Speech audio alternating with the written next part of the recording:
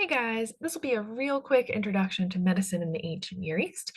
Uh, Generally, when we think of medicine, we think of what is causing the disease. Is it a bacteria? Is it a virus? Was it, getting cold outside? Whatever is the cause of the disease, some kind of physiological, natural type process. And when we go to get treated, we generally hope to treat um, the cause and its symptoms only.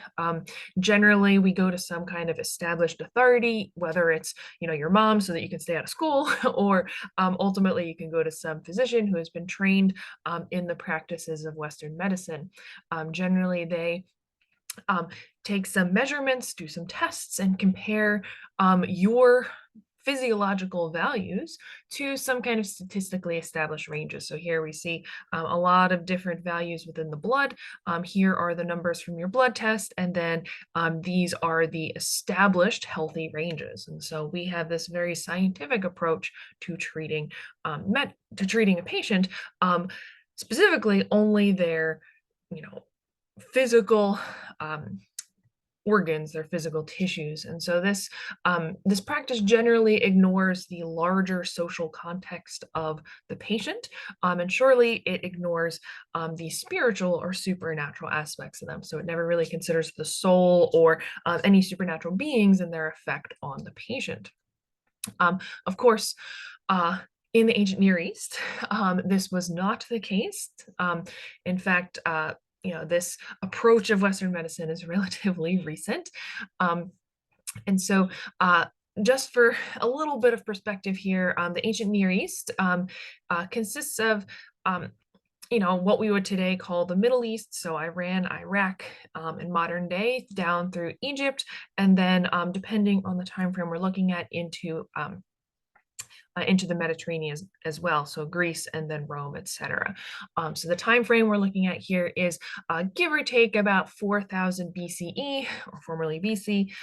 So with the start of Mesopotamia here, between the Tigris and Euphrates, and then on into leading up to the Middle Ages. And so, what is strikingly different between modern Western medicine and medicine in the ancient Near East is the lack of these rhetorical boundaries that divorce medicine, so some purely natural physical experience, from magic and religion and all of these other invisible forces. Generally, ancient practices weren't only looking at a patient in terms of their tissues, in terms of, this organism has disrupted this particular physiological process, but instead it was a more holistic approach, looking at natural phenomena, right? Like you have pustules, you are bleeding, right? You have a fever, with cosmological perspective. So with this invisible um, uh, religious spiritual effect as well. And so we know this because um, gods and other spiritual beings are frequently mentioned in ancient texts as being part of the cause of diseases. And we'll look at that here in a moment, and surely you will hear more about that soon. And ultimately, if the gods or some other kind of cosmological entity is disrupting your physiology, then they must also be important in the treatment and bringing the individual back to health. And so ultimately, physiology isn't just our ability to maintain homeostasis, but instead it is a cohesion between people and their community of other people, and ultimately all of them together with the supernatural realm. Okay, so a lot broader perspective than we might have today. And so, because of this, we can't distinguish between a religious authority versus a medical authority, right? Just adding those extra labels is anachronistic. It does not make sense because the people of the time did not make that distinction. So, just want to run through a couple of the places that we might be hearing about, starting with Mesopotamia. So the ancient Sumerians, society, maybe appearing on the scene around 5000 BCE, but really kind of picking up speed in around 4000 BC, and were around for a few thousand years. The ancient Sumerians, right here in this kind of Fertile Crescent area. Okay. We may hear about Egypt, and so Egypt has had a very long history of fairly advanced medical practices. Very early on, they gained an appreciation for the body systems, for the connection between all of the different tissues via blood. Okay. And they actually had like medical texts and everything like that. Later, when the Greeks started to rule Egypt, there were kind of two different religious bodies, or sorry, two different medical / religious bodies. The more, native medicine, right, that we might think of when we think of Egyptian medicine, and also the they brought professional Greek healers, so Hellenistic healers, which might seem a little bit more familiar to us today. See here in the Levant, which is Israel, Palestine, essentially right here on the eastern coast of the Mediterranean Sea.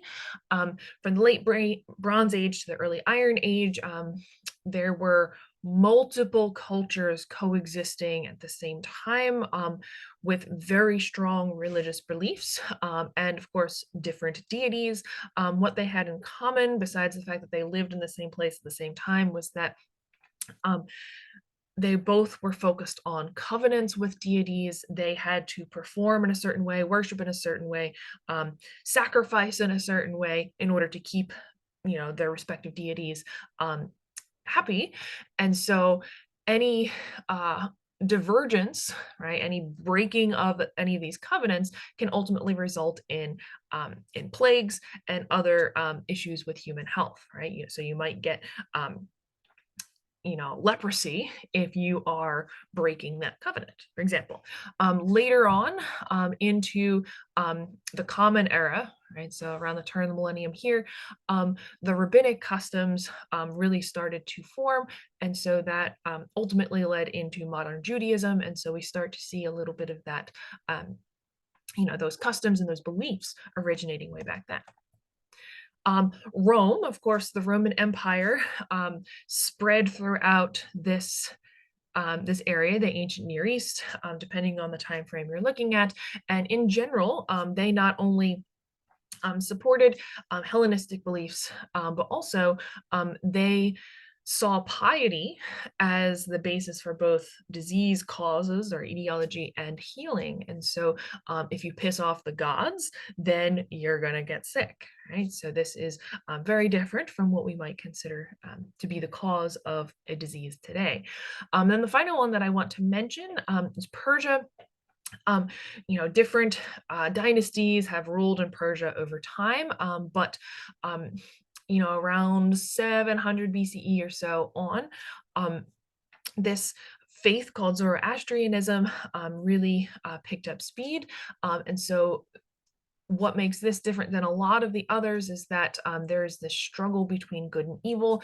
In fact, modern Christianity is heavily influenced by this imagery of like the devil versus saints. And so that is, really brought about by Zoroastrianism. And so what makes this important for the study of medicine in the ancient Near East is that it's not just you need to keep the gods happy, it's that your health is literally reflecting how good you are, right? How pure you are. Okay, and so what all of these have in common, right? We can, look at each individual culture and their specific practices, but what they ultimately have in common is that they are negotiating this basic medical understanding, right? Like you are bleeding, right? You are, sick in this way, you have a fever, whatever, with cosmological beliefs. So there never is 100% separation here. And so as you might imagine, there is that is going to influence how exactly individuals were treated back then, right? Both what herbal remedies were used, as well as, who individuals actually sought when they were sick. Okay, so I just wanted to give you a very basic overview there. Thank you guys so much for watching.